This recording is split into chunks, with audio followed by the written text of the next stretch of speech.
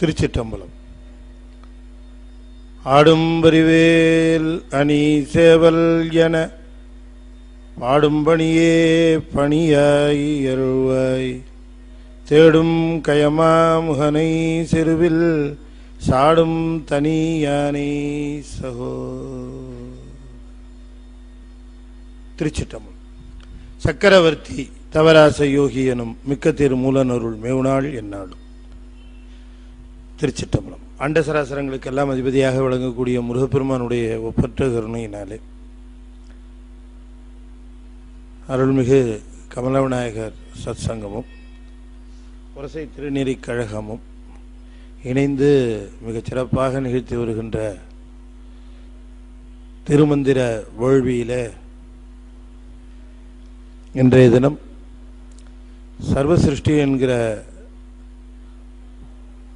பகுதியிலே இரண்டாம் தந்திரத்திலே பெருமானார் அருளி செய்த மேலும் சில செய்திகளை சிந்திப்பதற்கு திருவருள் கூட்டியிருக்கிறது. இந்த அடாத மழையிலும் விடாமல் வந்திருக்கக்கூடிய அடியார் பெருமக்களாகிய உங்களுடைய பொன்னார் திருவடிகளை அடியேன் முதற்கண் வணங்கி, தர ஜில்லுன்னு இருக்குமே மேலே உட்காந்துனால சர்வ சிருஷ்டி என்கிற பகுதியில் திருமூலர் இந்த உலகத்திலே காணப்படுகின்ற உயிரில் பொருள், உயிர் உள் பொருள் என்று சொல்லக்கூடிய இரண்டு விதமான பொருள்களை பற்றியும் அவைகளின் தோற்ற முறை பற்றியும் இந்த பகுதியிலே விளக்கி சொல்லுகிறார். சிலவற்றை உயிர் உள்ளவையாகவும் சிலவற்றை உயிர் அற்றவையாகவும் இந்த உலகத்திலே நாம் கண்டும் பார்த்தும் பழகியும் பயன்படுத்தியும் வருகின்றோம். அதில் சில விஷயங்கள் நமக்கு ரொம்ப தெளிவாக தெரிகிறது, இவையெல்லாம் உயிரற்றவை என்று. சில விஷயங்கள் ரொம்ப தெளிவாக தெரிகிறது, இவையெல்லாம் உயிர் உள்ளவை என்று மிக தெளிவாக நமக்கு தெரிகிறது. ஆனால் நாட்கள் செல்ல செல்ல சில விஷயங்களை உயிரற்றவை என்று கருதி கொண்டிருந்தவை எல்லாம் அவைகளுக்கு உயிர் உண்டு என்று விஞ்ஞானத்திலே கண்டுபிடித்து அவற்றை உயிருள்ளவை என்று சொன்னார்கள். நான் உதாரணம் சொல்ல வேண்டும் என்று சொன்னால், தாவரத்திற்கு உயிரில்லை என்று பலகாலமாக நினைத்து கொண்டிருந்தார்கள். நாம தான் தொல்காப்பியத்திலேயே 2000 வருஷத்துக்கு முன்னாடியே இவைகளுக்கு ஓரறிவு உயிர் இருக்கின்றன, இவைகளெல்லாம் உயிர் பொருட்கள் தான், இவர்களுக்கு ஓரறிவு என்று நாம் அதை சொன்னோம். ஆக இந்த உயிர் உள்ள பொருள்கள் அறிவிலே வேறுபட்டு ஓரறிவு, ஈரறிவு, மூன்றறிவு, நான்கறிவு, ஐந்தறிவு, ஆறறிவு என்று பல்வேறு படிநிலைகளில் இந்த உயிருள் பொருள்கள் இருப்பதை கண்டும், உயிரற்ற பொருள்கள் எல்லாம் ஒரே நிலையிலேயே இருக்கக்கூடிய அந்த தன்மையிலேயும் இந்த உயிரற்ற பொருள்களை எல்லாம் பஞ்சபூதங்கள் என்று சொல்லக்கூடிய ஐந்தினுடைய பல்வேறு மாற்றங்களாகவும் நாம காண பழகி கொண்டோம். ஆனால் இவைகளுக்கெல்லாம் மூலமாக அமைகின்ற அந்த நிலை எது என்பதை ரொம்ப தெளிவாக திருமந்திரத்தில் சர்வ சிருஷ்டி பகுதியில் நம்ம சுவாமி சொல்லுகிறார். அதே போலவே இத்தனை செய்திகள் இங்கே நடக்கின்றன என்று சொன்னால், இவற்றையெல்லாம் ஆளுகின்ற நிலையிலே, இவற்றையெல்லாம் கட்டுக்கோப்பாக செலுத்துகின்ற நிலையிலே பலர் இருக்க வேண்டுமே, அவர்களை நாம் காண முடியவில்லையே,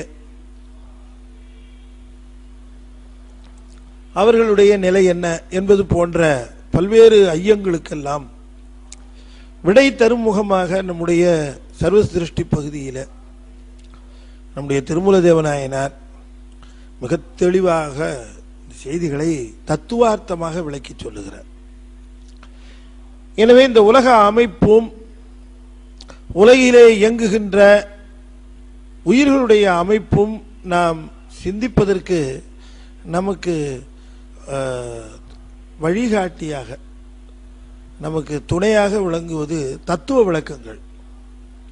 தத்துவங்களை புரிந்து கொண்டால்தான் நாம பல்வேறு நிலைகளில் இருக்கக்கூடியவற்றினுடைய வேறுபாட்டை புரிந்து கொள்ள முடியும் என்று சைவமானது அடிப்படை நிலையிலிருந்து இதை விவரித்தது.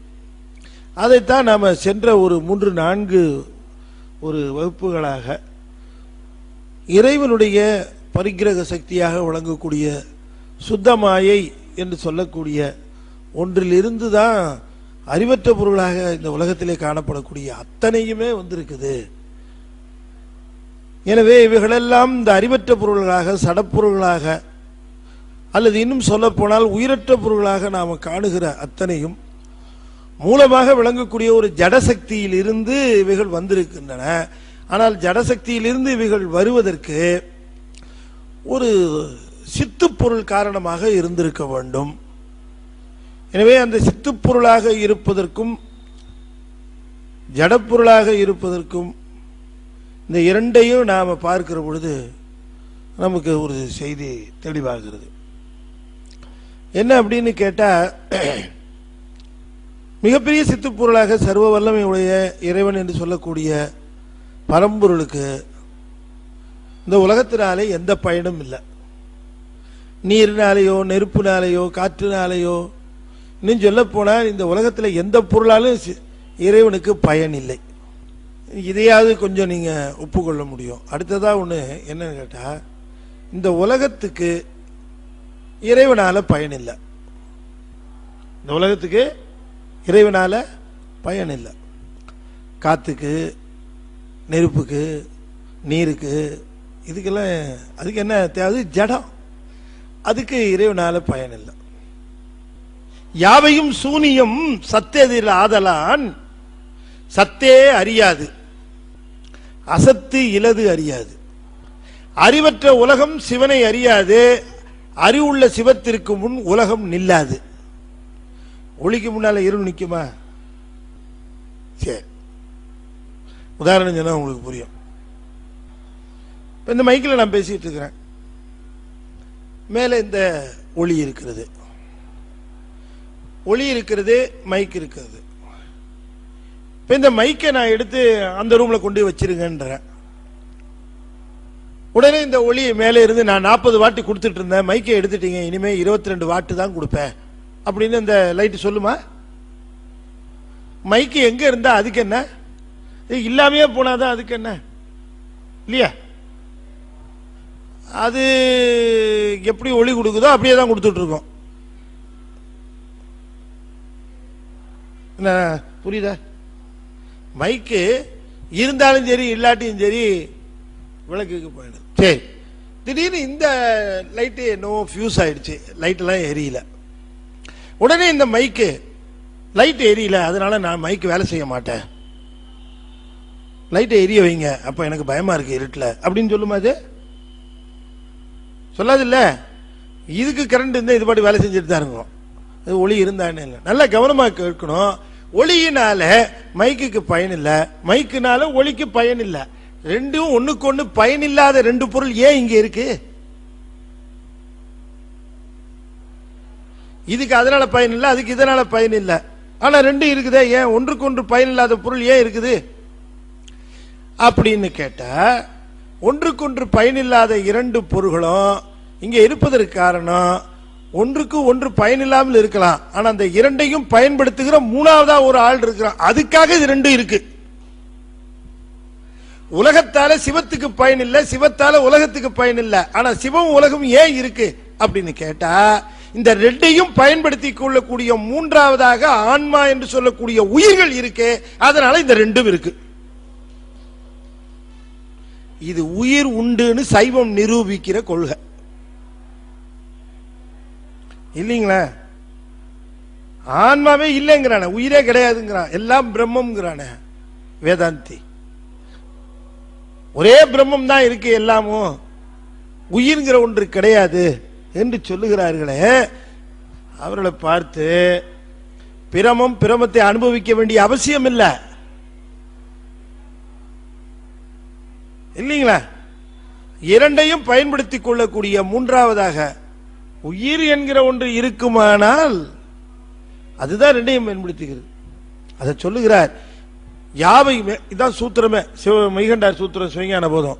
யாவையும் சூனியம் சத்தெதிர் ஆதலால் சத்தே அறியாது.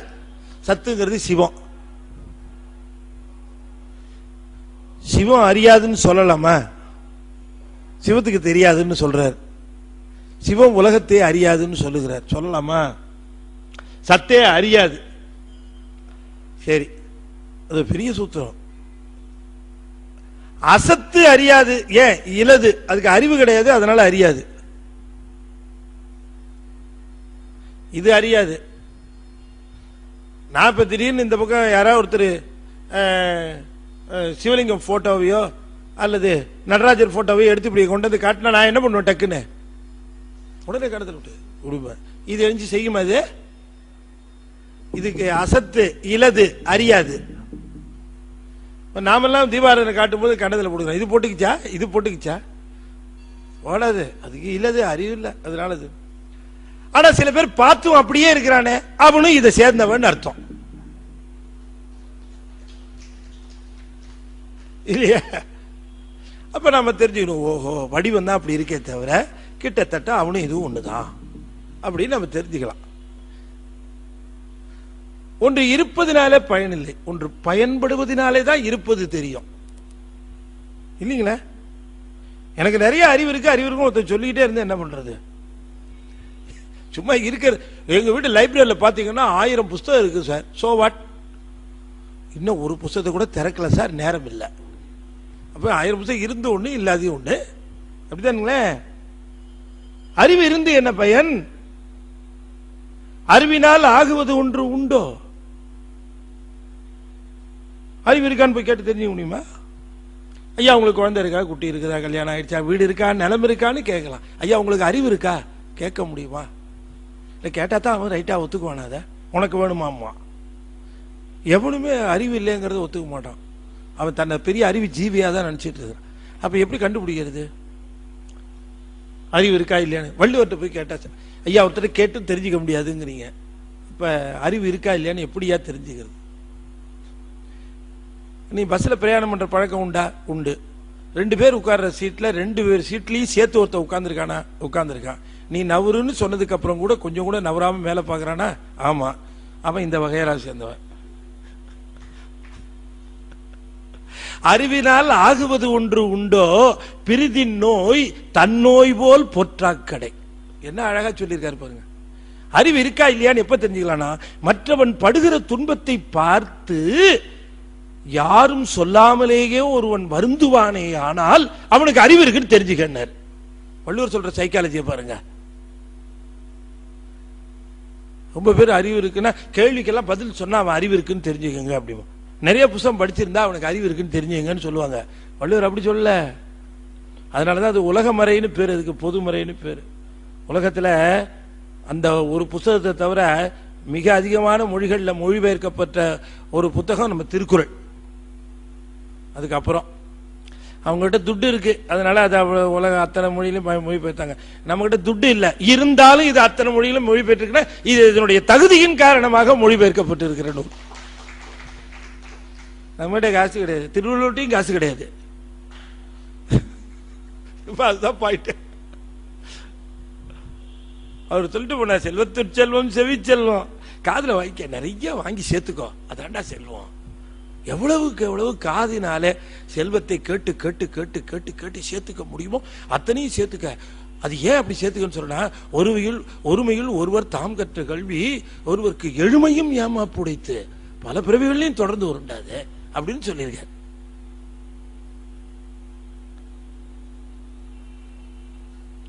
அப்ப இந்த அறிவுடை பொருளாக இருக்கக்கூடிய இந்த உயிருக்கு இருக்கக்கூடிய ஒரே குற்றம் என்ன அப்படின்னு கேட்டா, இது அறிவு அறிவற்ற பொருளை சாருகிற பொழுது அறிவற்ற பொருளாகவும், அறிவுடை பொருளை சாருகின்ற பொழுது அறிவுடை பொருளாகவும் விளங்குகிறது. அதுதான் இது. அதுல அதுக்காக இதை சித்தாந்தத்தில் சொல்லுகிற பொழுது, பேரறிவாக இருக்கக்கூடிய சிவத்தை நோக்குகிற பொழுது அசித்தாகவும், அசித்தாக இருக்கிற உலகத்தை நோக்குகிற பொழுது சித்தாகவும் இருப்பதனாலே இதற்கு சிதசித்துன்னு பேரு அப்படின்பாங்க. அப்ப இந்த கடவுளர் என்று சொல்லக்கூடிய பல்வேறு விதமான கடவுள்கள் இருக்கிறார்களே என்று சொல்லுகிற பொழுது ரொம்ப அற்புதமா சொன்னார் நம்முடைய திருமூலர். உலகம் சிருஷ்டிக்கப்படுவது மட்டுமல்ல, உலகத்தை பரிபாலிக்க கடவுள்களும் சிருஷ்டிக்கப்படுகிறார்கள். அதான் அந்த சிருஷ்டியில் பல்வேறு பதவிகளில் பல்வேறு ஆன்மாக்கள் அமர்த்தப்படுகிறார்கள். அதனால இதையெல்லாம் ஒழுங்காக நடத்துவதற்கு அத்தனை முறையிலையும் இதை ஒழுங்காக சீராக சிறப்பாக நடத்துவதற்காக இறைவன் அமைத்திருக்கிற அந்த தத்துவ முறையெல்லாம் நமக்கு சொன்னார். 36 தத்துவத்தையும் நம்ம பார்த்தோம். இந்த 36 தத்துவம் தான் சென்ற முறை நாம் அதை சிந்திச்சோம். எப்படி அது கீழே இருந்து அந்த 24 தத்துவம், அதுக்கு மேலே ஒரு 7 தத்துவம் என்று சொல்லக்கூடிய அந்த 31 தத்துவத்தையும் சென்ற முறை எப்படி அமைத்து தந்தார் என்கிற முறையில் நம்ம பார்த்தோம். இதில் என்ன அப்படின்னு கேட்டீங்கன்னா, இது அமைத்து தந்த அடிப்படையான மூலப்பொருள். Shall I say it raw material? Yes, I can say. அது ஒரு பேசிக் ரா மெட்டீரியல் மாதிரி. அதுதான் சுவாமிகிட்ட இருக்கிற ஒரு பரிகிர சக்தி. அதை கொண்டுதான் இவர் நிமித்த காரணனாக செய்கிறார். ஏன் அதை ரா மெட்டீரியல்னு சொன்னா, அதுதான் மூல காரணம். ஒரு செயல் நிகழ்வதற்கு 3 காரணம் வேணும். ஒன்று மூல காரணம், இன்னொன்று நிமித்த காரணம், இன்னொன்று துணை காரணம். அப்படிதான் அமைப்ப. மூல காரணம். இதை புரிஞ்சுக்கிறதுக்காக இந்த உதாரணத்தை சொல்றேன், புரிஞ்சுக்கிறதுக்காக சொல்றேன். ஆனா இதை விட சிறந்த உதாரணம் ஒன்று உண்டு. இதெல்லாம் ஒருபடை ஓமைன்னு பேரு. ஒருபடை ஓமைனா ஒரு பக்கத்துக்கு சரியா வரும் இல்லைங்களா? கணக்கில் புலி சார் அவருன்னா அப்புறம் ஆள் அடிச்சு சாப்பிடுவாரு சார் அவருன்னு கேட்கக்கூடாது. அந்த கணக்கு போடுறதுல ஒரு புலி அப்படின்னு அந்த ஒருபடை ஓமையா தான் எடுத்துக்கணுமே தவிர, இல்லைங்களா? அப்படிதான் எடுத்துக்கணும், அப்படிதான் எடுத்துக்கணும். குதிரை மாதிரி பாஞ்சி வந்தார் சார்னா அப்ப கொள்ளு திம்பாரா சார் அவரு அப்படின்னா கேட்க முடியும்? அப்படி அல்ல. அது ஒரு விஷயத்துக்காக அவர் அந்த ஒப்புமை சொல்றோம். அது ஒரு உடை ஓமை தான். இப்ப நான் சொல்றதும் என்ன அப்படின்னு கேட்டீங்கன்னா, இந்த மண்ணிலிருந்து பானை செய்யற ஒரு உதாரணம் சித்தாந்தத்தில் ரொம்ப பழக்கப்பட்ட ஒரு ஓமை. பானை செய்யப்படுவது, மண்பானை செய்யப்படுவது அடிப்படை மூலப்பொருளாக இருக்கக்கூடிய மண்ணிலிருந்து. ஆனா தானா மண்ணு பானை ஆகாது. ஆனா அதுல இருந்து தான் வந்தது. ஆனா தானா வராது. அதுக்கு ஒரு கொயவன் வேணும். அந்த கொயவனுக்கு தண்ட சக்கரம், கோலு இதெல்லாம் துணை காரணமாக விளங்கும். அப்ப மண்ணு முதல் காரணம் அல்லது மூல காரணம், முதற் காரணம். அந்த கொயவன் நிமித்த காரணன். அவனுக்கு பயன்படுகிற மற்ற பொருள்கள் துணை காரணம்.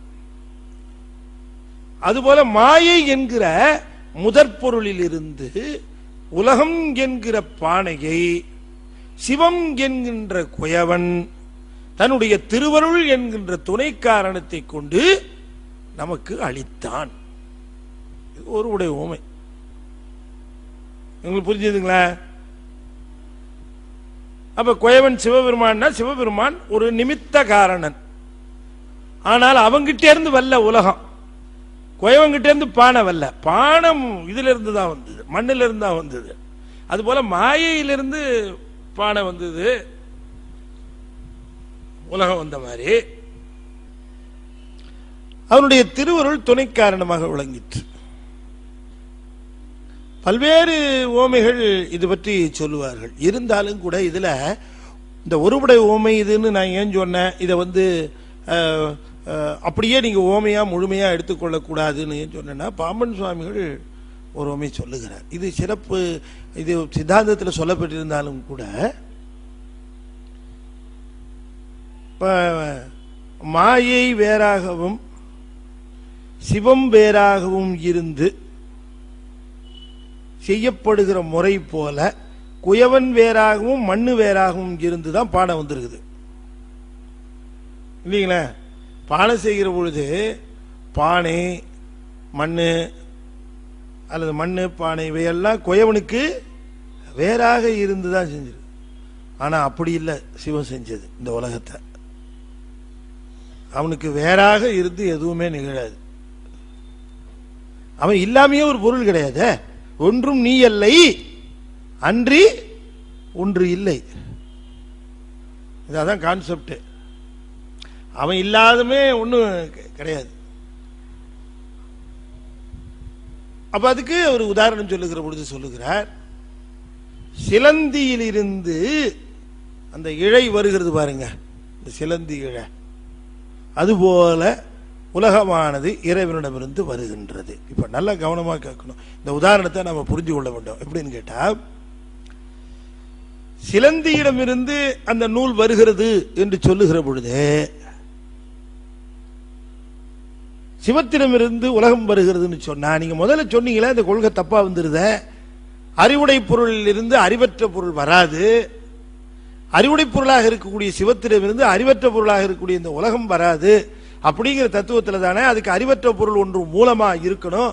அது ஜடசக்தியா இருக்கக்கூடிய மாயை, ஜடசக்தியா இருக்கக்கூடிய மாயையிலிருந்து ஜடமான இந்த உலகம் தோன்றியது என்று சொல்லுவது சரியாக இருக்கிறது. சிவத்திடமிருந்து வருகிறது என்று சொல்லுகிறது போல இப்போது வந்து விடுமேன்னா அது அப்படி அல்ல. எப்படின்னு கேட்டீங்கன்னா, நூல் எங்கிருந்து வருகிறது? எங்கிருந்து வருது? சிலந்தியிடமிருந்து வருகிறது இல்லைங்களா? சிலந்தியிடமிருந்து வருகிறதுங்கிறத நான் இன்னும் கொஞ்சம் ரொம்ப ரொம்ப ஒரு டிஸ்கிரிப்டிவா, ரொம்ப ஸ்பெஷலைஸ்டா உங்களுக்கு சொல்லணும்னு சொன்னா, இன்னும் கொஞ்சம் மோர் ஸ்பெசிபிக் சொல்லணும்னா, சிலந்தியிடம் இருந்து நூல் வரல, சிலந்தியின் உடம்பிலிருந்து நூல் வந்தது. எதிலிருந்து நூல் வந்தது? சிலந்தியின் உடம்பிலிருந்து நூல் வந்தது. ஒருவேளை சிலந்தியின் உடம்புக்குள்ளே அந்த உயிர் இல்லாமல் போகுமானால் சிலந்தியின் உடம்பிலிருந்து நூல் வருமா? வர. கவனமா கேட்கணும். சிலம்பியின் உடலுக்குள்ளே ஒரு உயிர் இருக்கிறது, இந்த உயிரை அந்த உடலை கொண்டிருக்கிறது, அந்த உடலில் இருந்து இந்த நூல் வருகிறது. கவனமா கேட்கணும், உயிரிலிருந்து நூல் வரல, உயிர் எந்த உடம்பிலே இருக்கிறதோ அந்த உடம்பிலிருந்து நூல் வருகிறது. நூலும் ஜடம், உடம்பும் ஜடம், ஜடத்திலிருந்து தான் ஜடம் வந்தது. ஆனா அதுக்கு காரணம் உள்ள இருக்கிற உயிர். அது போல மாயையை பரிகிரக சக்தியாக கொண்டிருக்கக்கூடிய சிவத்தினாலே மாயையிலிருந்து உலகம் வந்தது. புரிஞ்சுங்களா? இப்ப இந்த ஓமைய பாம்பன் சுவாமி சொல்ற அற்புதமா சொல்றாங்க. இது 14 சித்தாந்த நூல்லையும் இல்ல, அதைத்தான் நான் சொல்ல வரேன். இப்ப அவங்க அழகா சொல்லி இருக்கிறாங்க. பரிபூர்ணானந்த போதம்னு ஒரு நூல் பண்ணியிருக்கிறாங்க. நான் மதுரையில 4 நாள் அந்த நூல் பத்தி பேசினேன். பரிபூர்ணானந்த போதம் சஷ்டி, கந்தர் சஷ்டிக்கு அழைச்சிருந்தாங்க. 4 நாள் அந்த நூலை பத்தி தான் பேசினேன். ரொம்ப ரொம்ப கடினமா இருக்கும் அந்த பாடல். அது எப்படின்னா, இப்ப பிஎஸ்சி மேத்ஸை விட எம்எஸ்சி மேத்ஸ் எப்படி இருக்கும்? கொஞ்சம் கடுமையா இருக்கும், அவ்வளவுதான். கொஞ்சம் கடுமையா இருக்கும். மேத்ஸ் தான் கொஞ்சம் கடுமையா இருக்கும். ஆனா ரெண்டும் ஒண்ணு, பிரின்சிபிள்ஸ்ல வேறுபாடு இருக்காது. பிரின்சிபிள்ஸ் எல்லாம் ஒண்ணுதான், ஆனா அது கொஞ்சம் கடுமையா, இன்னும் கொஞ்சம் மேல அட்வான்ஸ்டு இல்லீங்களா? அது அட்வான்ஸ்டு. பிஹெச்டியா இருந்தா இன்னும் மேத்ஸ்ல இன்னும் மோஸ்ட் அட்வான்ஸ். சாமி இந்த 14 தாத்திரங்களை தான் அடிப்படையா வச்சுக்கிட்டாங்க. இன்னும் அதுல இருந்து இன்னும் கொஞ்சம் அட்வான்ஸ்டா சொல்றாங்க, நிறைய செய்திகள் சொல்றாங்க அதுல.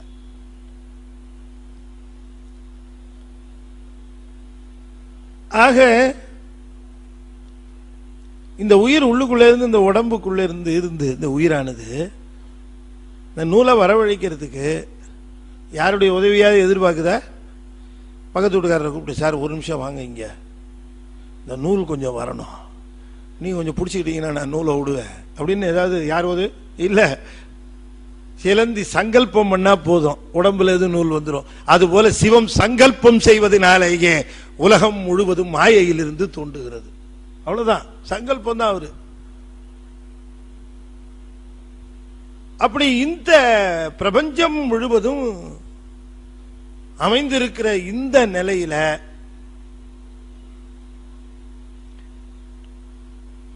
பொருள்கள்லாம் அமைந்திருக்கிற விதம், அவர்கிட்ட இருக்கிற சக்தி சுத்தமாய, அதுல இருந்து இன்னொரு பகுதி அசுத்தமாய.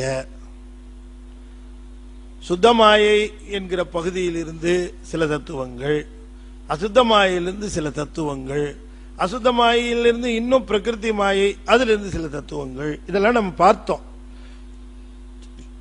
இப்ப பிரகிருதி மாயிலிருந்து 24, அசுத்த மாயிலிருந்து 7, 24 7 31. சென்ற முறை பார்க்கிற பொழுது இந்த தத்துவங்கள்லாம் எப்படி நம்ம உடல்கள்ல பரவி இருக்கு, நம்முடைய அன்னமய கோஷம், பிராணமய கோஷம், அதுக்கு பேரு தூல உடம்பு, சூட்சும உடம்பு இல்லைங்களா, மனோமய கோஷம், இதெல்லாம் சொல்ல போன தடவை இதைத்தான் சிந்திச்சோம். இது எப்படி டிஸ்ட்ரிபியூட் ஆயிருக்கு, இதுல எப்படி நாராயணருங்கிறவருடைய கண்ட்ரோல் எது வரைக்கும், நாராயணன் என்றும் நடு உடலாகி நடு உடல் வரைக்கும் அவரு, அதெல்லாம் பார்த்தோம் இல்லைங்களா. சரி, இப்ப இன்னும் கொஞ்சம் மேல தெளிவா நம்ம சுவாமி போறார். இந்த ஒரு 5 பேரு இந்த கடவுளராக நமக்கு இந்த தத்துவத்தை கண்ட்ரோல் பண்றாங்க. அந்த 5 பேர் யாராரு அப்படிங்கிற ஒரு தெளிவை சொல்லுகிறார். ஆணவ சக்தியுளாம் ஐவரும், ஆணவ சக்தியுள் ஆம் அதில் அடங்கும் ஐவரும், அதுல 5 பேர். அவங்க யாருன்னு கேட்டார். காணியர் 5 பேர் தான் அசுத்த மாயையிலையும் பிரகிருதி மாயையிலையும் இருக்கக்கூடிய செயல்கள் அத்தனையும் கண்காணிக்கிறவர்கள். அவர்கள் யாராரு அப்படின்னு கேட்டா, பிரமன், உருத்திரன், மன்னிக்கணும், பிரமன், திருமால், உருத்திரன், சீகண்டர், அனந்தர், 5 பேர் தான். இப்ப நீங்க பார்த்தீங்கன்னு சொன்னா அசுத்தமாயை வரைக்கும் நமக்கு 24 31 தத்துவம் இருக்க. இது 5 உடம்புலையும் கடைசியில காரண உடம்பு வரைக்கும் நிக்குது. காரண உடம்புல தான் மாயை வந்து நிக்கும், இந்த அசுத்தமாயை இல்லைங்களா. இந்த 5 உடம்புகள்லையும் இந்த 31 தத்துவங்களையும் டிஸ்ட்ரிபியூட் பண்ணியிருக்காரு. இந்த 31 தத்துவங்கள் இந்த உடம்புக்குள்ள எப்படி பரவி இருக்கு. இப்ப மேல பார்க்கிற பொழுது இந்த அன்ன உடம்பு என்று சொல்லக்கூடிய இந்த தூல உடம்புல எத்தனை தத்துவம் தெரியுது, எல்லாமே இதுல தெரியாது இல்லைங்களா. எல்லாமே தெரியுமா இதுல. என்ன சார் ஒரு மாதிரியா இருக்கீங்க, மனசு ஒரு சங்கடமா இருக்கு சார், கவலையா இருக்கு, தெரியவே இல்லை, கேட்க முடியுமா? எப்படி தெரியும் மனசு? அது எங்கேயோ இருக்கு உள்ளுக்குள்ள, அது ஒரு கருவிதான் இல்லைங்களா. வெளியில தெரிகிற கருவி ஒண்ணு உண்டு, தெரியாத கருவிகள் நிறைய இருக்கு உள்ளுக்குள்ள. அதெல்லாம் பார்க்காத கருவியெல்லாம் ஒத்துக்க மாட்டேன்னு இப்ப சொல்றது இல்லை. சயின்ஸ் கூட பார்க்காத கருவிக்கெல்லாம் டாக்டர் வந்துட்டாங்க, நீங்க அப்ப கவுன்சிலிங்க்கு வரலாமே அப்படிங்கிறார் இல்லைங்களா. இப்ப மனசுக்கு வைத்தியம் பார்க்கிறவர்கள் கவுன்சிலிங் தானே, அதுக்கு வைத்தியம் இருக்குல்ல. இப்ப அவர்கிட்ட போய் எங்க இருக்குது அது அப்படின்னு கேட்க முடியும், இருக்கு. அதுபோல பல கருவிகள் தான் நாம இப்ப சித்தாந்தத்தில் சொல்லி 31 கருவி இருக்குப்பா. 31 எதுல பண்ணியிருக்காருன்னா 24 பிரகிருதி மாயிலையும் 7 அசுத்த மாயிலையும் பண்ணியிருக்கார் அப்படின்னு தெரிஞ்சு போச்சு. தெரிஞ்சு போனதுக்கு அப்புறம் சுத்த மாயின்னு ஒண்ணு இருக்கு சாமி. அந்த சுத்த மாயிலிருந்து நமக்கு ஒன்னும் தரல, ஆனா இங்க கீழே இருந்து இந்த அசுத்த மாயில ஒரு 7, இதுல ஒரு 24 7 31 கருவிகாரங்கள் நமக்கு கொடுத்திருக்கிறார். கொடுத்ததையே நாம இன்னும் சரியா பயன்படுத்தல. அப்புறம் ஏன் அந்த 5 கொடுக்கலன்னு கேட்க கூடாது. இப்ப இதை என்ன பண்ணோம் இல்லீங்களா. இதெல்லாம் ஒழுங்கா யூஸ் பண்ண அப்புறம் அதை பார்த்துக்கலாம். இதுல ஒரு 24 இதுல ஒரு 7 இருக்கு. இதுக்கு இதை நாம் பயன்படுத்துகிற விதத்திலே நம்மை ஆளுகின்றவர்களாக இருக்கிறவங்க தான் பிரமன், திருமால், உருத்திரன், சீகண்டர், அவருக்கு மேல அனந்தர். அனந்தர் இருக்கார் பாருங்க. அனந்தர் தான் அசுத்தமாயை சுத்தமாயை ரெண்டையும் இணைக்கிறவர். இவங்க அத்தனை பேரும் ஆன்மாக்கள் தான். இவங்கெல்லாம் காணியர்னாரு. இவங்கெல்லாம் என்ன பேரு? காணியர். காணியர்னா இவர்களெல்லாம் ஆன்மாக்களினுடைய இந்த கருவிகள் அவைகள் இயங்குவதற்காக அவற்றை செலுத்துவதற்காக அமைக்கப்பட்ட கடவுளராக இருந்தாலும் இவர்களுக்கு மேலே இவர்களை கண்காணிக்கின்ற கடவுளர் உண்டு. அவங்களுக்கு பேரு காரண ஈசர். இவங்களுக்கு மேல ஒரு 5 பேரு, இவங்க 5 பேரு. இப்ப கவனமா கேட்கணும். திருமூலர் சொல்லுகிறார், உனக்கு ஒரு 5 கடவுள் இருக்காங்கப்பா. இந்த 5 கடவுளுக்கு மேல ஒரு 5 கடவுள் இருக்காங்க. இந்த 5 கடவுளும் இந்த 5 கடவுளும் கடவுள்ங்கிற பொருளுக்கு இலக்கணத்திற்கு உரியவர்கள் அல்ல. ஆனாலும் அவரால் அதிர்ட்டிக்கப்பட்டவர் என்கிறதுனால இவருக்கு தருகிற மரியாதை அவருக்கு தருகிற மரியாதை, அவ்வளவுதான். இல்லைங்களா? ஃபார் கவர்னர் போட்டு ஒரு ஒரு லெட்டர் வந்தா அது கவர்னர் கைத்து போட்டா அதுக்கு என்ன மரியாதையோ அந்த மரியாதை உண்டு அதுக்கு, இல்லைங்களா? இப்போ நாங்கள்லாம் ஆஃபீஸில் நோட் அனுப்பும்போது என்ன பண்ணுவோம், முதல்ல நாங்கள் நோட் அனுப்பிச்சு எம்டி கிட்ட அப்ரூவல் வாங்குவோம். இந்த நோட்டு மேலே போய் மேலே போய் மேலே போய் மேலே போய் எம்டி அப்ரூவ் ஆகி திரும்ப கீழே வந்து கீழே வந்தோடனே லெட்டர் எம்டி கொடுக்க மாட்டார், நாங்களே கொடுப்போம். நாங்கள் கொடுக்கும்போது ஃபார் எம்டி போட்டு கையெழுத்து போட்டு கொடுத்துருவோம். அதுபோல எல்லாருமே ஃபார் தான். யார் யாரு? பிரமா ஒரு ஃபார், திருமால் ஒரு ஃபார், உருத்திரன் ஒரு ஃபார், ஸ்ரீகண்டர் ஒரு ஃபார், அவருக்கு மேல இருக்கக்கூடிய அனந்தர் ஒரு ஃபார். இப்ப பார்த்தா நம்மளை பொறுத்த வரைக்கும் அசுத்த தத்துவத்தில் இருக்கிற வரைக்கும் நமக்கு சதாசிவர் யாருன்னா அனந்தர் தான். சதாசிவர் எங்க இருக்கிறாருன்னா சுத்தமா. இப்ப இந்த 5 பேருக்கு மேல இருக்கிறவர் இவங்க எல்லாம் காணியர், இவங்களுக்கு மேல இருக்கிறவர் காரண ஈசர். இந்த காரண ஈசர்னு சொல்லுகிறவர்கள் யாரார் அப்படின்னு கேட்டா கவனமா கேட்கணும். பிரமன், திருமால், உருத்திரன், மகேஸ்வரன், சதாசிவன். அப்ப காணியராக காரிய கடவுளராக இருக்கக்கூடியவர்களே ஒரு 5 பேர் இருக்கிற பொழுது காரண ஈசராகவும் ஒரு 5 பேர் இருக்கிறாங்க. அப்ப அசுத்தமாயா தத்துவத்திலேயும் ஒரு திருமால் உண்டு, சுத்தமாயா தத்துவத்திலேயும் ஒரு திருமால் உண்டு. இங்க ஒரு பிரமன் உண்டு, அங்கேயும் ஒரு பிரமன் உண்டு. இங்கே ஒரு உருத்திரன் உண்டு, அங்கேயும் உருத்திரன் உண்டு. இங்கே ஸ்ரீகண்டர் உண்டு, அங்கே மகேஸ்வரர் உண்டு. இங்கே அனந்தர் உண்டு, அங்கே சதாசிவர் உண்டு. அப்ப இங்க இந்த 5 பேரும் எங்க இருக்கிறாங்கன்னு சொன்ன அசுத்த மாயையில இருக்கிறாங்க. இந்த 5 பேர் எங்க இருந்து வந்தாங்கன்னா வேற ஒண்ணும் இல்ல, ரொம்ப அழகா சொல்லுகிறார்.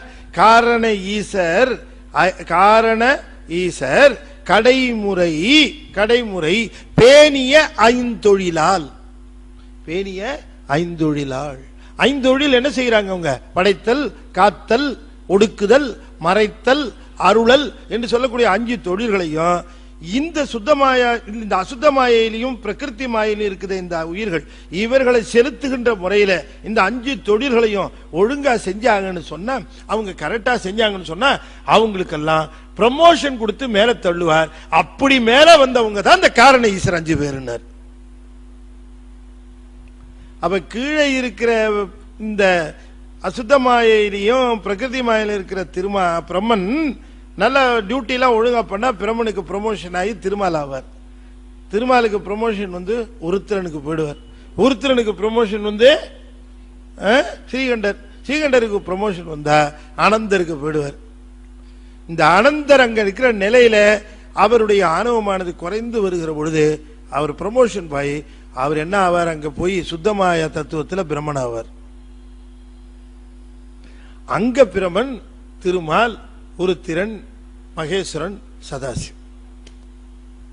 இவ்வளவு தெளிவா திருமூலர் தவிர வேற யாரும் சொல்லல. காரண ஈசர் கடைமுறைனா அவர்கள் அந்த 5 தொழில்களையும் செய்யக்கூடிய முறையில கடைமுறை பேணிய 5 என்னாச்சு? பேணிய 5 இந்த 5 தொழில்களும் செய்த அந்த காரணத்தில் விந்துவில் பிறந்து என்று சொன்னால் விந்து என்பதுதான் சுத்தமாயை. சுத்தமாயைக்கே விந்துன்னு பேரு, குடிலைன்னு பேரு. மாயைன்னு சொன்னா அது வெறும் அசுத்த மாயைத்தான் குறிக்கும். சுத்த மாயைன்னு சொல்லுகிறதற்கு பதிலா என்ன பொதுவாக என்ன குறிப்பிடுவார்கள் என்று சொன்னால் அத விந்து குடிலை என்றெல்லாம் அதை குறிப்பிடுவார்கள். அதெல்லாம் சுத்தமாயின்னு அர்த்தம். விந்துவில் பிறத்தலால் அப்ப இங்க டியூட்டியை சரியா பார்த்து அங்க மேலே போயிட்டா அவர்கள் இந்த சுத்தமாயில இவர்கள் ஏன் அங்க இவங்களுக்கு என்ன வேலைன்னு கேட்டா சுத்தமாயா போன வாசிகளுக்கு உடம்பு தரணும். இப்போ உங்களுக்கு புரியுதுங்களா? அப்ப பிரகிருதி மாயையிலையும் அசுத்த மாயிலையும் இருக்கக்கூடிய உயிர்கள் பக்குவம் பெற்ற பிறகு சுத்தமாயா போனவாசிகளாக போகும். அங்க போனதுக்கு அப்புறம் அவர்களுக்கு தர வேண்டிய உடலை கொடுக்கறதுக்கும் அவர்கள் அனுபவம் பெறுவதற்கு அறிவை விளக்கம் பெறுவதற்கு அவர்களுக்கு சுத்தமாயிலே இருக்கக்கூடிய நிலையில அவர்களுக்கு வேண்டியவற்றை செய்வதற்கு 5 கடவுளர் வேணும். அந்த 5 கடவுளர் தான் இவங்க. இப்ப புரியுதுங்களா? அப்ப சாமி என்ன சொல்லுகிறார் இந்த சிருஷ்டியிலன்னா, சிருஷ்டி வெறும் நமக்கு தெரிஞ்ச இந்த அசுத்தமாயும் பிரகிருதி மாயம் மட்டுமல்ல, அவர் செய்து சுத்தமாயிலும் செய்கிறார். சுத்தமாயில செய்கிற பொழுது நாம தெரிந்து கொள்ள வேண்டியது என்னன்னு கேட்டா, எப்படி அசுத்த மாயையில 5 கடவுளர் இருந்தார்களோ அதே போலவே சுத்தமாயா போனத்திலும் 5 கடவுளர் உண்டு, 5 தொழில் உண்டு. அங்கேயும் சுத்தமாயா போனவாசிகள் உண்டு.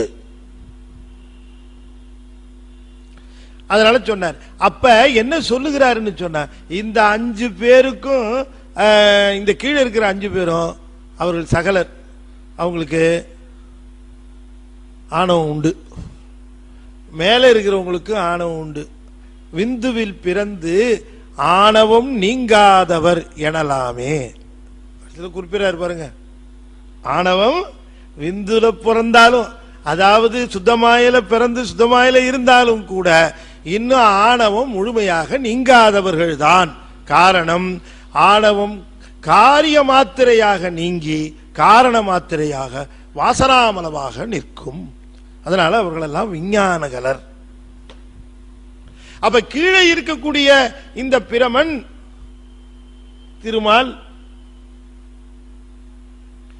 இவங்கெல்லாம் சகலர். மேல இருக்கிற உருத்திரன் சீகண்டர் அனந்தர் எல்லாம் பிரளயாகலர். அனந்தருக்கு மேல இருக்கிற அத்தனை பேரும் விஞ்ஞானகலர். விஞ்ஞானகலர்னா ஒரு மலம், அவங்களுக்கு மாயா மலமும் கிடையாது, கண்ம மலமும் கிடையாது. கண்மம் எங்கே நீங்குகிறதுன்னா பிரளயாகலர்ல இருந்து விடுபட்டு சுத்தமாயிக்கு போகிற பொழுது நீங்கும். அதனாலதான் தேவர்கள் எல்லாருமே, அத்தனை தேவர்களுமே சகலர்ல இருக்கிறார்கள். நமக்கு துன்பம் வருது போலயே அவங்களும் அடிக்கடி மாட்டிக்குவாங்க. சூரபத்மன்ட்ட மாட்டுவாங்க, சரந்தராசுரன்ட்ட மாட்டுவாங்க, அசுரர்கள்ட்ட மாட்டுவாங்க. அதனால நம்ம கொஞ்சம் என்ன திருப்தினா, நம்ம தான் கஷ்டப்படுறோங்கிறது இல்ல, வசதியா இருக்கவனும் கஷ்டப்படுறான் இல்லையா? அப்படித்தானே? கஷ்டம் எல்லாருக்கும் உண்டு இல்லையா? குடிசையில் இருக்கவங்க கஷ்டம் வேற, பங்களாவில் இருக்கவங்க மட்டும் என்ன, குடிசையில் இருக்கவனாவது டேப்லெட் போடாம தூங்குறான், பங்களாவில் இருக்கவன் கம்பல்சரி ராத்திரி ஸ்லீப்பிங் பில் போட்டு தான் தூங்குறான் இல்லைங்களா? நாம நினைக்கிறோம் இன்னும் பங்களாவில் இருந்துட்டா அவன் ரொம்ப சௌக்கியமா இருக்கிறதா நாம நினைச்சிட்டு இருக்கிறோம். கீழே இருக்கிற நினைச்சிட்டு இருக்கான். அவனுக்கு இருக்கிற கஷ்டம் அவனுக்கு இல்லைங்களா? நமக்கு ஒரு குடம் தண்ணி மேல விழுந்தா தான் தண்ணி ஊத்துன மாதிரி இருக்கும். ஒரு சொட்டு தண்ணி விழுந்தாலே எறும்புக்கு ஒரு குடம் தண்ணி ஊத்துற மாதிரி இல்லைங்களா? இறைவன் பாகுபாடு பார்க்கறது கிடையாது. அவருடைய அறிவின் பக்குவத்திற்கு தகுந்தார் போலத்தான் விளக்கம். பக்குவம் மட்டும், அறிவு மட்டும் பக்குவம் விட்டுச்சுன்னா கிளப்பிடுவார், வச்சுக்கவே மாட்டார். அடுத்த அப்புறம் கொடுத்துட்டு போயிட்டே இருப்பார். அவர்கிட்ட போயெல்லாம் சொல்ல வேண்டாம், எனக்கு அறிவு பக்குவம் ஆயிடுச்சு சாமி, நீ ஏன் என்ன கவனிக்கல இன்னும் அப்படிலாம் கேட்டுகிட்டே இருக்க வேண்டாம். தெரியும் அவருக்கு எவ்வளவு தூரம் அந்த அறிவு பக்குவப்பட்டிருக்கு. எத்தனையோ தடவை நம்ம கூட நினைச்சிரும், சே என்ன உலகம், இந்த வாழ்க்கை தேவையே கிடையாது, எப்படியாவது நம்மளை சாமி நம்மளை காப்பாற்றி கூட்டிட்டு போனா கூட போறோம், இந்த உலகம் வேண்டான்னு சொல்றோம். ஆனா அப்ப வந்து உடனே வா போலான்னு கூப்பிடுறாரா என்ன? தெரியும் நம்ம வைராக்கியெல்லாம் எப்படின்னு. அடுத்த நாள் காலையில் எந்திரிச்சா டோட்டலா டிஃப்ரெண்டா இருக்கும் கூட்டு போயிடுக்கு அப்புறம் ஏன் சாமி அவசரப்பட்டு கூட்டிட்டு போனேன், நான் ஏதோ ஒரு மூட்ல சொல்லிட்டேன், எத்தனையோ பேரை விட்டுட்டு வந்துட்டேன், அவங்களெல்லாம் நான் என்ன இல்லையா அவருக்கு தெரியும். அதனால நாம புறத்தில் இருக்க உலகத்தை கூட இருக்கிறவங்களை வேணா நாம சொல்லி அவங்களுக்கு பல்வேறு விஷயங்களை ஓஹோ இப்படிதான் போல இருக்கு நம்ப வைக்கலாம். ஆனா உள்ள இருக்கிற சிவத்துக்கு எதையும் சொல்ல வேண்டிய அவசியம் இல்லை. அவன் நம்மளை விட நம்ம யாருன்னு அவனுக்கு இன்னும் தெளிவாவே தெரியும். நானார், என் உள்ளமார், என் ஞானங்களார், என்னை யார் அறிவார்? மாணிக்கவாசகர் கேட்கிறார். நானார், என் உள்ளமார், என் ஞானங்களார், என்னை யார் அறிவார்? வானோர் பிரான் என்னை ஆண்டிலனேல், என்னை யார் அறிவார்? யார் அறிவார்? வானோர் பெருமான் என்னை ஆண்டு கொண்ட பிறகு அல்லவா என்னை யார் என்று நான் அறிந்து கொண்டேன். அவன் ஆழ்வதற்கு முன்பாக எனக்கு யார் என்று எனக்கே தெரியாத பொழுது என்னை மற்றவர்கள் எப்படி அறிவார்கள் கேட்கிறார். ஆன்மாவுக்கு சிவம் வந்து ஆட்கொண்ட பிறகுதான் சிவத்தை அறிந்து தன்னை அறியும். தாயை அறிந்த பிறகுதான் சேய் தன்னை அறியும். தெரியாது, முதல்ல தாயைத்தான் தெரிஞ்சுக்கும், அப்புறம் தான் தன்னை தெரிஞ்சுக்கும். அதுபோல சிவத்தை அறிந்த பிறகுதான் நம்ம யாருன்னே நமக்கு தெரியும். நம்ம என்ன, நம்முடைய ஐடென்டிட்டி என்னன்னு நமக்கு தெரியல. நம்ம ஹூ ஆர் வி, அந்த செல்ஃப் என்ன முயற்சி பண்ணாலும் தெரியாது, என்ன முயற்சி பண்ணாலும் தெரியாது. ஏன் தெரியாதுன்னு காட்டக்கூடாதுன்னு நினைக்கல. நம்முடைய அறிவு அவ்வளவு சோ கவர்ட் வித் டார்க்னஸ். இந்த அறிவை அறியாம அப்படி போட்டு மூடி வச்சிருக்குது. இட் ஹஸ் பிளாங்கெட்டட், அப்படி போட்டு பிளாங்கெட் பண்ணி இருக்குது. எப்படி தெரியும்? சூரியனே வந்து எய்தாப்புல நின்று அந்த கிரணங்களை பாய்ச்சினாலும் இருள்னு தான் சொல்லுவான். ஏன்? அவ்வளவு கேட்ராக்ட் கண்ணுல. யார் குற்றம் அது?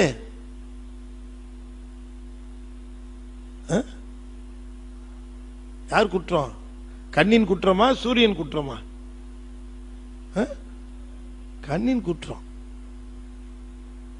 அறியாமையே கொஞ்சம் கொஞ்சமா நீக்க நீக்க நீக்க நீக்க நீக்க எது உண்மை எது அசல் என்று இது தெரிந்து கொண்டு தெரிந்து கொண்டு தெரிந்து கொண்டு அதன் மேல ஒட்ட ஆரம்பிக்கும். அது இந்த அற்புதத்தை செய்கின்ற சிவம் ஆன்மாக்களைத்தான் இந்த பதவியில் அமர்த்தி இருக்கிறான். அப்படி இந்த பதவியில இருக்கிறவர்களை அவங்க பதவியில இருக்கிறாங்களேன்னு நினைச்சிட்டு அவங்களெல்லாம் கடவுள் ஆக்கிடக்கூடாது. கடவுள் சிவம் ஒருத்தன் தான். அவங்களுக்கு உரிய மரியாதை நம்ம செலுத்த வேண்டியதுதான் அவசியம், அதுல இல்லைன்னு சந்தேகத்துக்கணும் இல்லை. ஆனால் பதி ஒண்ணுதான், சிவம் ஒண்ணுதான். அதை நம்ம தெளிவுபடுத்தணுங்கிறதுக்காகத்தான் முதலே எடுக்கும் பொழுதே முதல் தந்திரத்தில் முதல் மந்திரமாக சொல்லுவதே சிவனோடு ஒக்கும் தெய்வம் தேடினும் இல்லை. அதான முதல்ல ஆரம்பிக்கிறாரு. அவனோடு ஒப்பார் இங்கும் யாவரும் இல்லை, அப்படித்தானே ஆரம்பிக்கிறாரு. அப்ப இது அந்த நூல் முடுக்க அதை நிரூபிக்கிறது தான் வேலை இருக்கு. சர்வ சிருஷ்டிங்கிற பகுதியிலே சொல்லுகிற பொழுது அவர்கள் அந்த ஆணவம் என்று சொல்லக்கூடியது நீங்காமல் தான் அதனுடைய அது நீங்கிருச்சுன்னா அவர்கள் தான் சிவமாம் தன்மை பெறுகிறார்கள். இந்த உலகத்தில் எல்லாரும் இந்த ஆணவம் முழுவதும் நீங்கியவர்கள் சென்று சேருகிற இடத்துக்கு பேரு தான் சிவபுரம், சிவலோகம். அதுதான். அப்ப சுத்தமாயில் இருக்கக்கூடிய இந்த சாதாக்கியம் என்று சொல்லக்கூடிய ஈஸ்வரம் என்று சொல்லக்கூடியது வித்தியாசம் என்று சொல்லக்கூடிய இந்த புவனங்கள் அத்தனையிலையும் எல்லாரும் இருக்கிறார்கள், பதவியுடையவர்கள் இருக்கிறார்கள், அந்த புவனவாசிகள் இருக்கிறார்கள். ஆனால் சிவனடியார்கள் எங்கே இருக்கிறார்கள் என்று சொன்னால் அவர்கள் இங்கே இல்லை. ஏனென்றால் இங்கே ஆணவத்தினுடைய வாசனை உண்டு. ஆணவத்தின் வாசனை துளிக்கூட இல்லாத சிவலோகமாக இருக்கக்கூடிய சிவபுரத்தில் தான் செல்வர் சிவபுரத்தில் உள்ளார் பல்லோரும் பணிந்து சிவனடிக்கு பல்லோரும் பணியும்படியாக அங்கே விற்றிருக்கிறார். சிவலோகத்தில் இருக்கிறவர்கள் சிவனடியார்கள், அவர்களுக்கு வாசனாமலம் கூட கிடையாது. வாசனாமலம் கூட இல்லாதவர்கள் அடியார்கள். அப்ப சிவனடியார்கள் சிவத்திற்கு ஒப்பாக பேசப்படுவதற்கு காரணம், சிவத்தை போலவே அவர்களுக்கும் மலம் இல்லை, ஆணவ மலம் இல்லை. அவ்வளவுதான். ஆணவ மலம் நீங்குமே ஆனால் சிவமாம் தன்மை பெரு. ஆணவ மலம் நீங்கிய அறிவே ஆனந்தத்திற்கு உரியதாக விளங்குகிறது. அப்ப இந்த சுத்தமாயா போனவாசிகளுக்கு எத்தனை தத்துவம்? இப்ப அடுத்த கேள்வி வருது இல்ல? சரிங்க ஐயா, நீங்க சொல்லிட்டீங்க. இப்ப சுத்தமாயில தான் சுத்தமாயா போனவாசிகள். அப்ப அங்க ஒரு 5 பேர் இருக்கிறாங்கன்னு சொன்னீங்க.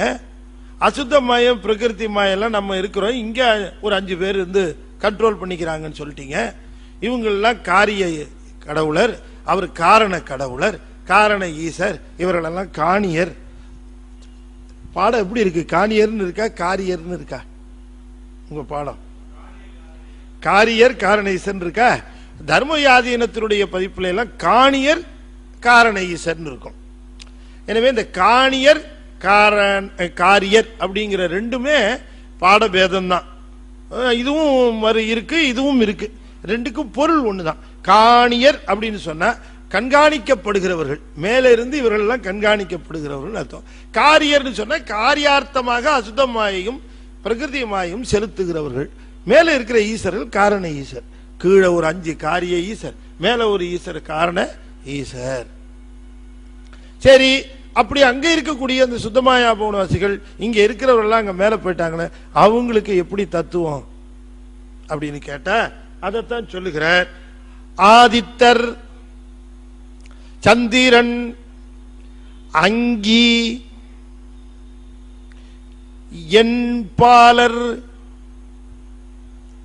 போதித்த வானொளி, பொங்கிய நீர் புவி, வாதித்த சத்தாதி, வாக்கு மனமாதிகள். ஒரு பட்டியல் போடுறார். சுத்தமாயா போனத்துல என்ன இருக்குன்னு அவர் சொல்றார். இங்க ஒரு 31 இருக்கு. எதுல? 24:7. அசுத்தமாயில 24. வேகமா சொல்லிட்டுமா என்ன 24ன்னு? 24 எங்களுக்கு தெரியுங்கிறவங்க கை தூக்குங்க. தெரியும், கை தூக்க தயாரா இல்ல. 24 மேல ஐயா சொல்லிட்டே இருக்காங்க. ஒரு சார்ட்டை போட்டு நீங்க தொங்க விட்டு காட்டிடுங்க ஐயா அப்படின்னு சொல்லிட்டு இருக்கிறாங்க. இந்த பிரகிருதி மாயிலிருந்து ஒரு 24, சுத்தமாயிலிருந்து ஒரு 7 இல்லையா? இந்த 24 என்ன? கீழே இருந்து ஆரம்பிச்சா 5 பூதம், 5 தன்மாத்திரை, 5 5 10. நில நீர் தீ காற்று ஆகாயம் 5. சுவை ஒளி ஊறு ஓசை நாற்றம் 5. 5 5 10. அப்புறம் ஞானேந்திரிய 5, கண்மேந்திரிய 5. கண்ணு, காது, மூக்கு, நாக்கு, மெய்யே. அதுல கையு, காலு, வாயு, எருவாய், கருவாய். 5 5 10. ஸோ டோட்டலா 20 இல்லையா? பூதம் 5, தன்மாத்திரை 5, கண்மேந்திரிய 5, ஞானேந்திரிய 5, 4 5 20. அப்புறம் அந்த கரணம் 4, மனம் புத்தி சித்த அகங்காரு 24 24. இந்த 24 பிரகிருதி மாயம். மேல அசுத்த மாயையில ஒரு 7. கலை, வித்தை, அராகம், மாயை, புருடன், காலம், நியதி. காலம், நியதி, கலை, வித்தை, அராகம், காலம், நியதி. இந்த 5 சேர்ந்து பஞ்சகஞ்சுகம்னு பேரு. இந்த 5ஐயும் மாயை, புருடன் 5 2 7. 24 7 31. இதான் 31 தத்துவம். சுத்தமாயில இருக்கிறது என்னென்ன? நாதம், விந்து, சாதாக்கியம், ஈஸ்வரம், சுத்த வித்த. நாதம், விந்து, சாதாக்கியம், ஈஸ்வரம், சுத்த வித்த. சரி, இப்ப நாதம், விந்து, சாதாக்கியம், ஈஸ்வரம், சுத்த வித்தை. சாதாக்கியத்துக்கு சதாசிவர், ஈஸ்வரருக்கு மகேஸ்வரர், சுத்த வித்தைக்கு வித்யேஸ்வரர். அவரும் அந்த அனந்தரும் ஒண்ணுதான். அந்த ரெண்டு பேரும் இங்கே இருந்து அங்க அப்படியே அந்த ஒன்னு ஓவர்லாப்பிக்க. சரி, இப்ப சுத்தமாயா புவனவாசியில் இருக்கிறாங்களே அவங்க 20 அந்த புவனத்தில் இருக்கவங்களுக்கு அவங்களுக்கு எத்தனை தத்துவம்? எத்தனை? 5 அப்படின்னு நம்ம நினைக்க கூடாது. அதுக்காகத்தான் சொல்றார், அவங்களுக்கு 5 மட்டும் இல்ல, கீழே 24, 7, 31 என்னென்ன உண்டோ அந்த 31 அவங்களுக்கு உண்டு. அப்ப சுத்தமாயா புவனவாசிகளாக இருக்கிறவர்களுக்கு ஞானேந்திரியம் 5, கண்மேந்திரியம் 5, அவர்களுக்கு இந்த 5 அந்த 5, 4, 5, 20, இந்த 4 தத்துவம், அந்த கரண 4, 24, காலநீதி கலைவித்து யாராக எல்லாம் உண்டு. 24, 7, 31 அங்கேயும் உண்டு. எத்தனை காலத்துக்கு அவர் அக்னி தேவனா இருக்கிறது, எத்தனை காலத்துக்கு யமனா இருக்கிறது, எத்தனை காலத்துக்கு வர்ணனா இருக்கிறதுங்கிறதுலாம் கணக்கு உண்டு. வர்ணனா இருந்தா அவருடைய ஜூரிஸ்டிக்ஷன் என்ன, யமனா இருந்தா அவருடைய ஜூரிஸ்டிக்ஷன் என்ன, இதெல்லாம் எல்லாமே கணக்கு உண்டு. காலத்துக்கு கட்டுப்பட்டு அது வேற காலம், அவ்வளவுதான். ஸ்கேல் தான் டிஃபரெண்ட். அப்ப அங்கேயும் உண்டு அந்த 31. அப்ப இங்கேயும் 31 உண்டு, அங்கேயும் 31 உண்டு, அங்கேயும் 5 உண்டு, இங்க 5 கிடையாது. புரியுதுங்களா? அப்ப நமக்கு 31, அவங்களுக்கு 36. என்ன, நமக்கு 31ஐயும் அசுத்த மாயிலையும் பிரகிருதி மாயிலையும் பண்ணியிருக்கார், அவங்களுக்கு 31ஐயும் சுத்த மாயிலேயே பண்ணியிருக்கார். அவ்வளவுதான் வித்தியாசம். அதுல கொஞ்சம் கூட மலம் கண்மம் கலப்பு கிடையாது.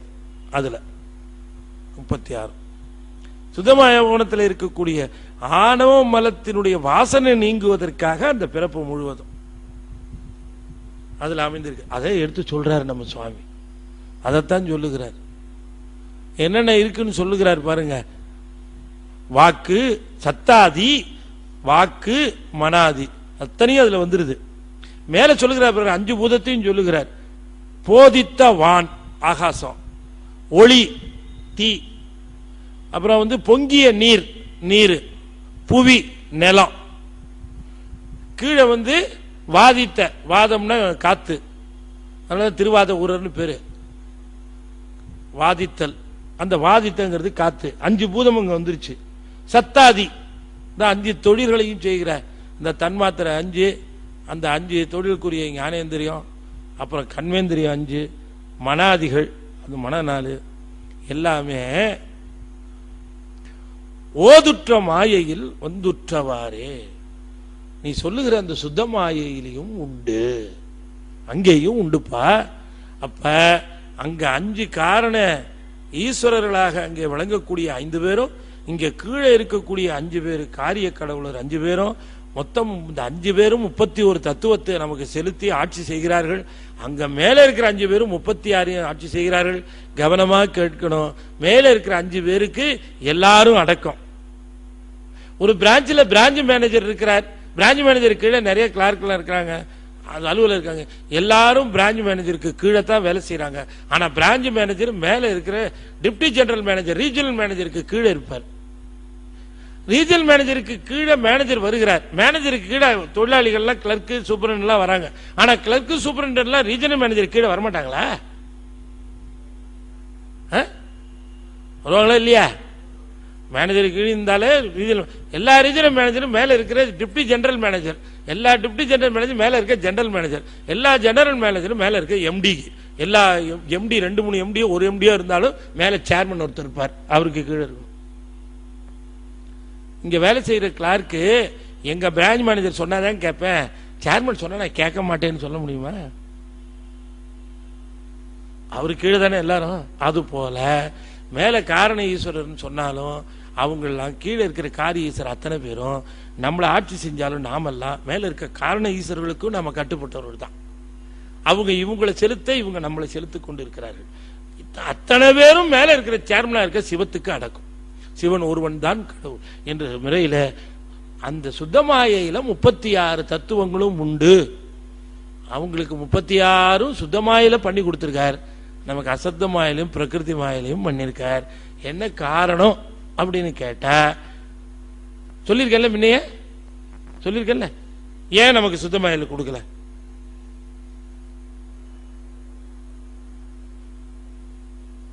நமக்கு கொடுத்துருக்கலாமே, இவ்வளவு தெளிவா நம்ம பேசுறோமே, நமக்கு கொடுத்துருக்கலாமே.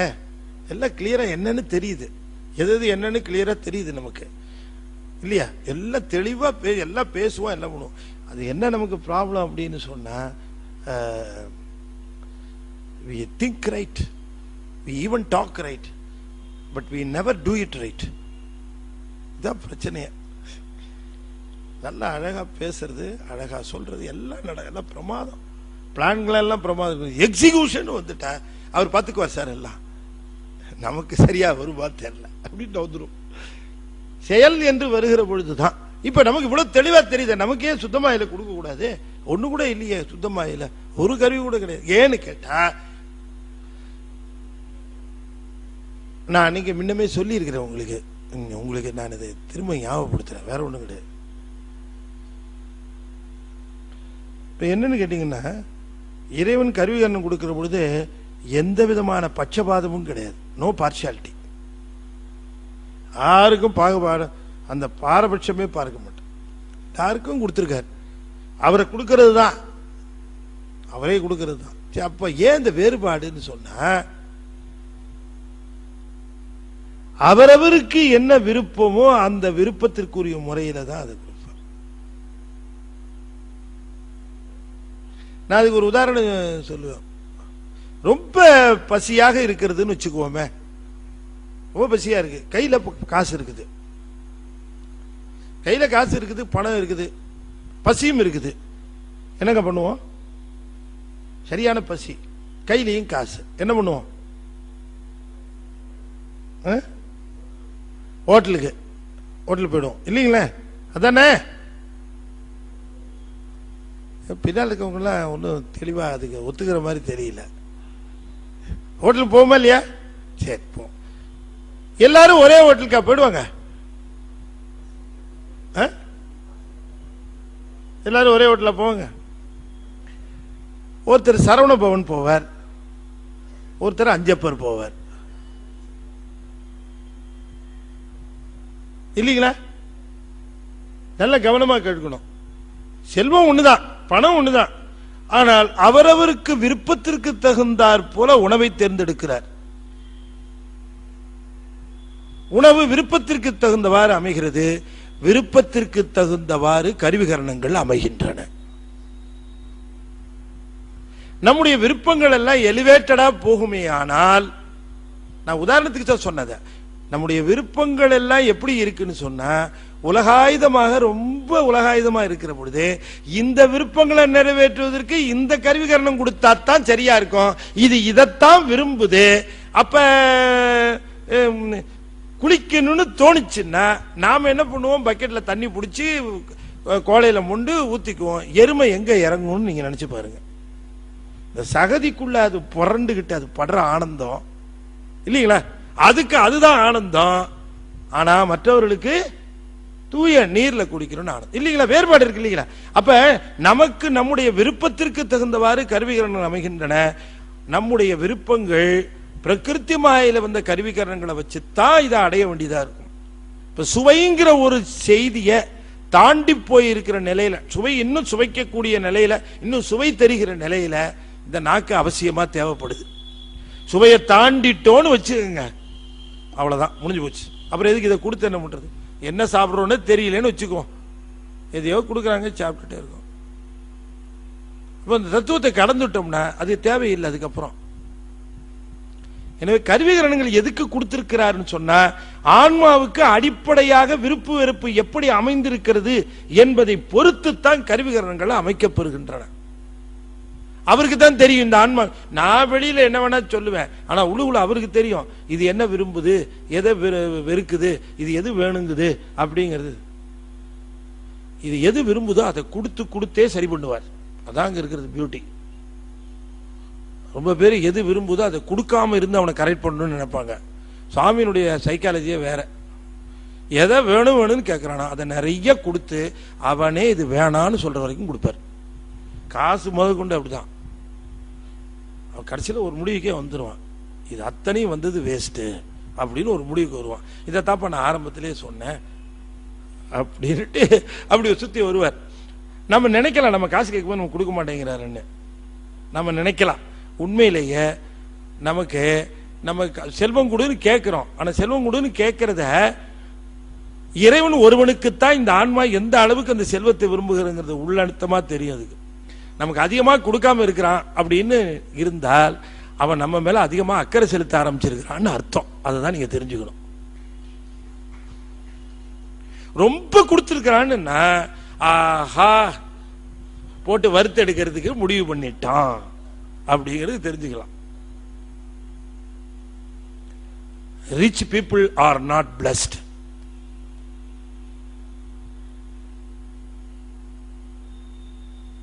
உண்மை அதுதான். எதா இருந்தாலும் சரி உண்மை அதுதான். ட்ரூ, அதுதான் உண்மை.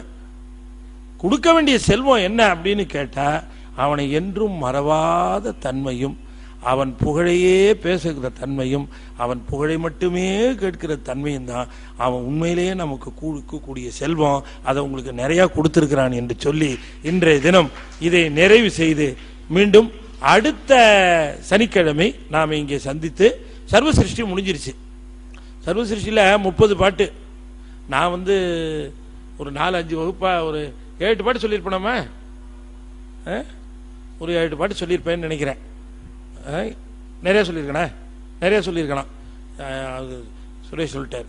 சுரேஷ் தானே? ரமேஷா? நான் சுரேஷ் ரமேஷ் ஒரே குழப்பம் எனக்கு. ரமேஷ் சொல்லிட்டார்.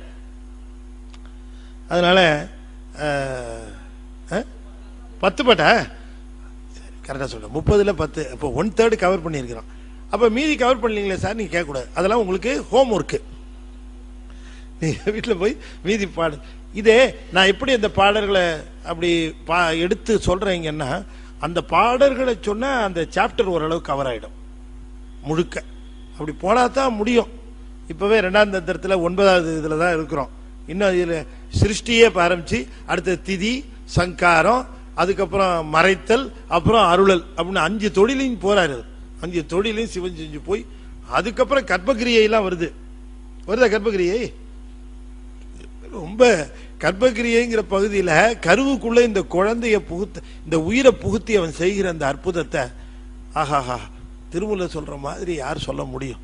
அந்த அளவுக்கு சொல்லுகிறார் அந்த பகுதிகளெல்லாம் என்று சொல்லி பின்னால் வர போகிறதெல்லாம் இப்போ ட்ரெய்லர் மாதிரி உங்களுக்கு அப்படி ஒரு போட்டு காட்டினா தான் சரி இன்னும் நிறைய விஷயம் இருக்கு போல இருக்கு அப்படின்னு.